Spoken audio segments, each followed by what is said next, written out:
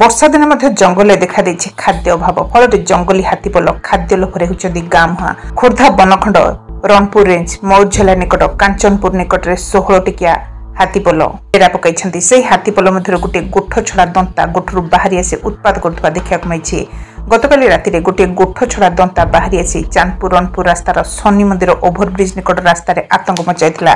ରାତି 12ଟାରୁ 1 ପର୍ଯ୍ୟନ୍ତ ଦନ୍ତା ରାସ୍ତା ଉପରେ ଆତଙ୍କ ସୃଷ୍ଟି କରିଥିଲା। ଫଳରେ ରଣପୁର ଚାନ୍ଦପୁର ରାସ୍ତାରେ ଗାଡ଼ି ଚଳାଚଳ ବନ୍ଦ ହୋଇଯାଇଥିଲା।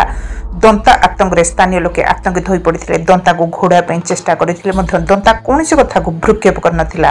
ଏପରିକି ସ୍ଥାନୀୟ ଲୋକଙ୍କୁ ମାରିବାକୁ ଗୋଡ଼ାଇଥିଲା। ତେଣୁ ସ୍ଥାନୀୟ ଲୋକେ ବନ ବିଭାଗକୁ ଖବର ଦେଇଥିଲେ, ହେଲେ କୌଣସି ବନ କର୍ମଚାରୀ ପହଞ୍ଚି ନଥିଲେ। ତେଣୁ ସ୍ଥାନୀୟ ଲୋକେ ବାଧ୍ୟ ହୋଇ ବାଜାବଣ ଫୁଟାଇବାରୁ ଦନ୍ତା ନିକଟସ୍ଥ ଜଙ୍ଗଲକୁ ପଳାଇଯାଇଥିଲା।